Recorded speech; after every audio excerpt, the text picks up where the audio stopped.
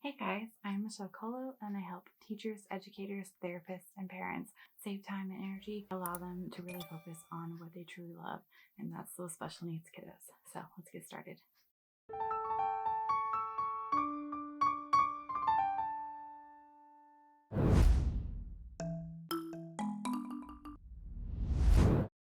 So two completely different situations.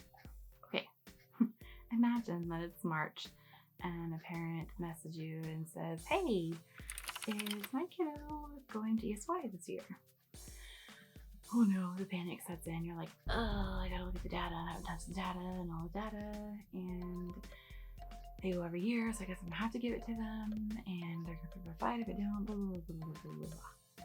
All right, so imagine, so this time they ask you the same question, but instead you know exactly the answer because you've been tracking the data effectively and functionally for the entire year. And you have a system in place that allows you to say, yes, they qualify in math because they've shown regression this year, but everything else they're doing great in.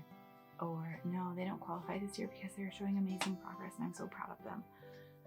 But we'll continue to track and analyze their progress or regression. All right, so here's how you can get to that system. Super easy. Open up an Excel sheet or a Google sheet. You're going to put the goals along the left and Q1, Q2, Q3, Q4, ESY, all along the top for one kid. Then copy that and then put each kid on a tab on the bottom. Replace all of the goals individualized for each kid.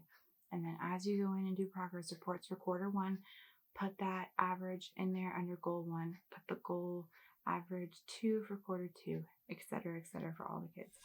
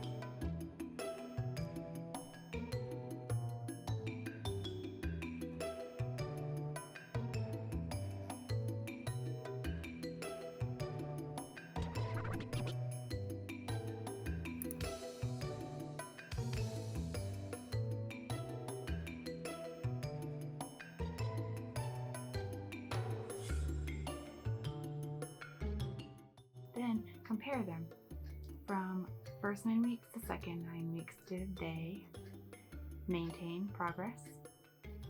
Did they regress? Did they show progress? Or was it a completely new goal and it's just baseline introduction?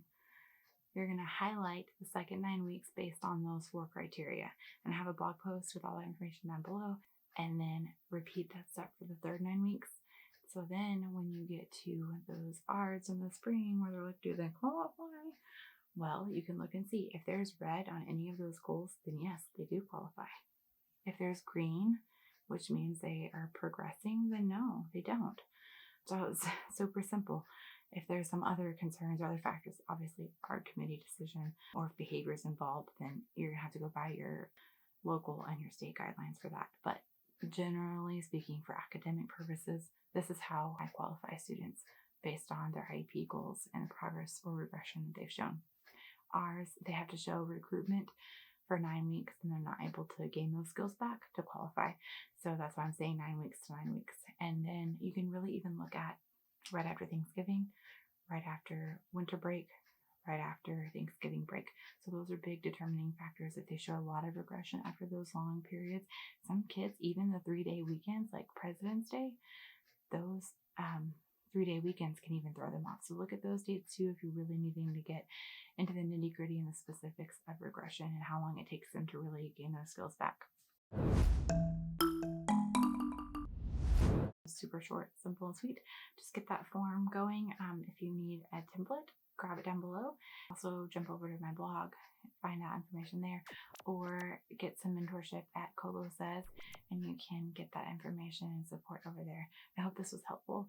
And I also have a TPT product that has some more guiding questions in regards to how to qualify students for ESY, but the main one that you're going to need is this data collection and analysis to compare those 9 weeks or those post-holiday breaks. Right, so turn that like button blue if you liked this, and leave a comment if there's something else you want to see or need clarifying questions for, and I'll see you guys in the next video. Keep teaching, having fun, and staying passionate.